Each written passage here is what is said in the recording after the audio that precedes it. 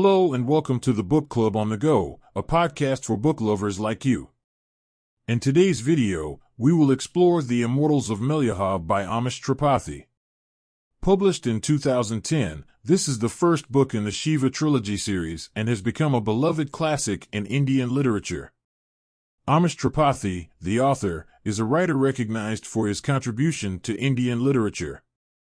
Before we dive into the book, let's discuss the cultural and historical context. The Immortals of Meleagha occurs in ancient India, specifically in the Indus Valley civilization. In addition, the book retells the story of Lord Shiva, one of the most important deities in Hindu mythology. This adds an exciting layer of cultural and historical significance to the book. The story takes place in the ancient kingdom of Meleagha, which is facing a crisis due to a terrorist attack by Chandravanshis, a rival kingdom. The Meleaghans believe that Lord Ram, the ruler of their land, has sent them a savior, whom they believe is Shiva, a tribal leader from Tibet. Shiva is skeptical of this prophecy at first, but he is drawn into the conflict when the Chandravanshis attack his tribe. He decides to go to Meleagha with his followers to help fight the terrorists, and along the way, he discovers that he may indeed be the prophesied savior. As Shiva becomes more involved in the politics of Meleagha, he discovers that things are not as they seem. He learns about the dark secrets of the kingdom and the mysterious Samras, a drink that grants immortality to those who drink it. He also falls in love with Sithi, a Meleaghan princess, which complicates his mission and puts him at odds with the Meleaghan hierarchy. The book's plot is full of twists and turns, with several subplots and side characters that add depth and complexity to the story. Without giving too much, the book climaxes with a battle between the Meleaghans and the Chandravanshis and a revelation that changes everything Shiva thought he knew. One of the things that makes this book so engaging is the characters.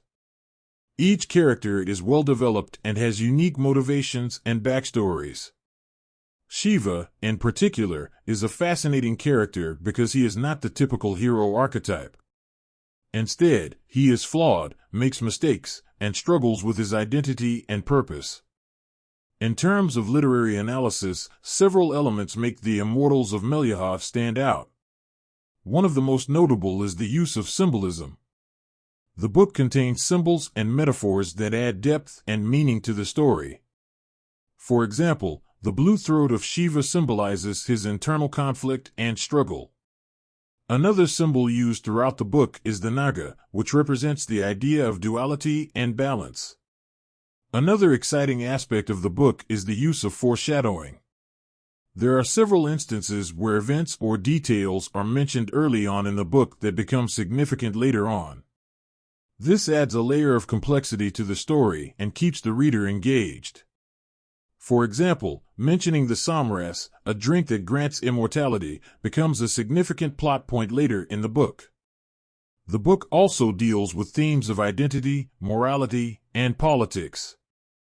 The character of Shiva, in particular, struggles with his own identity and purpose.